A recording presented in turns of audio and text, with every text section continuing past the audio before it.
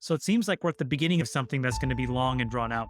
And that's separate from whether we're in a recession or not. That's just the bear market that we're in, right? And so you have to look at asset prices today as a microcosm of a much larger trend that has to be about fake money pushing asset prices up, and now taking all that fake money out and finding out what the real price of something is.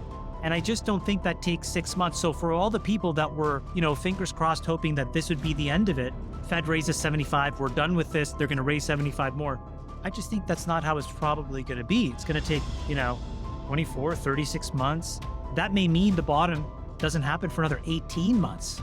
So I think we're in for a lot of choppy market action. I think we have to also be sensitive to the fact that the Fed operates on a certain class of data, and that data in the 21st century is pretty pathetic. There was an article, I think it was in the New York Times, that really walked through how CPI is calculated. And it's a bunch of people that work for the government that walk around with iPads, building relationships with local businesses in all these random places all around the country and asking them to, chit chat for 15 minutes and do these surveys. Now, you would have thought that in 2023 or 2022, what the government would have said to Visa, MasterCard, American Express, all the payment rails, the banks and Stripe is, send me a feed in the following structured way so that I can actually have an absolute precise sense of inflation, because inflation really only occurs when a good or a service trades hands for money, right? And you calculate what did that thing trade at the day before and what does it trade for today? So you could get an absolute precise sense of it. Instead, we do this random sampling thing. If you read this article, your takeaway will be, oh my God, this is very rickety, and it drives an enormous hammer that we use to try to manage the economy. That's the first thing. I think you need to buckle your seatbelt, because the next 3, 4, 5 months of CPI will probably be very, very bad. 7, 8, 9%. Why? There are a handful of components that have gotten completely runaway. Number one, the biggest one is rent. And so rent works on a 3-month lag. We're going to reintroduce what the true owner's equivalent rent is into CPI.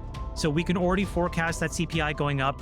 Russia is basically trying to break the back of Europe by now messing with their nat gas supplies. The German energy minister yesterday said that if that happens, it could be a contagion equivalent to Lehman Brothers with respect to energy.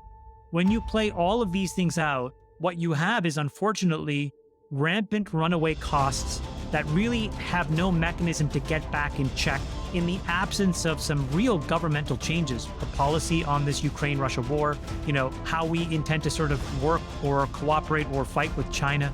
All of these things have to get solved. So in the absence of that, prices are going to continue to go up. And so what does the Fed do? How does it throw away what little credibility it has left when there's 8 and 9% inflation prints and saying, we think we're done for right now? You can't do that. So they will overcorrect because there's just going to be so much pressure for them to act. All roads, I think, lead to lower equity prices. We've seen the first wave, but now it has to touch all these other areas. I also want to tell you guys a quick story. One of the most interesting canaries in the coal mine of all of this was 2 days ago and what happened to Facebook. And this sort of ties a lot of this stuff together in terms of economics, inflation, asset prices, equities. Everybody was saying, oh gosh, the market's going to rip on the open. And then on Tuesday, the market, the S&P was up like 250 basis points, 2.5%. And the NASDAQ was also up, call it maybe 300 basis points, roughly. But Facebook was down like 400 points, right? So it's a big spread. And why is that? And I was like, this makes no sense to me. What is going on with this price action? Everything was up. Apple was up. Google was up. And so I called around and I was like, why is this happening? And this is the best explanation I got. When you look at who the incremental buyer is in the stock market, it tends to give you a sense of whether prices can go up or will continue to go down. And the poorest informed buyer tends to be retail. And the most informed buyer tends to be these very large institutional hedge funds, right? So there's a spectrum. And Facebook is an example of big tech that is poorly owned by retail. So it's mostly owned by smart money. And the case that smart money makes for owning Facebook is that it's got an extremely cheap price to earnings ratio. So you must own it. And what they said was that looking at the tea leaves of consumer demand, what they actually re-underwrote was that actually it's not that the price to earnings was cheap, it's that the E in PE was just wrong. And if they pass through all of these increases in inflation and, their earnings expectations into Facebook, it's actually more like fair value at a lower price. That's why they sold it so much on a day where the market was up. Now, why is that important? Well, eventually you're going to touch all these other stocks as well that are going to go through earnings revisions in this recession. This is where I think Wall Street has done a very poor job on behalf of retail.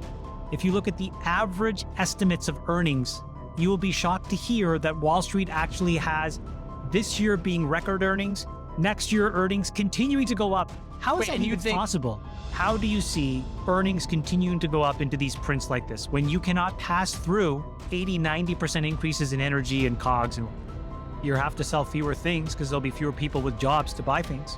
I think Wall Street's wrong. And I think that earnings are going to go down this year and will definitely go down in 23.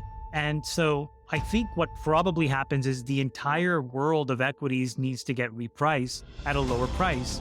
And in that, it's going to put enormous pressure on these cash-burning, non-profitable tech companies. So we end up in this odd situation where we are picking fights we cannot win. And the consequences for us are economically really damaging. And then the consequences for everybody else to stay on the sidelines is like economic prosperity. That doesn't make any sense.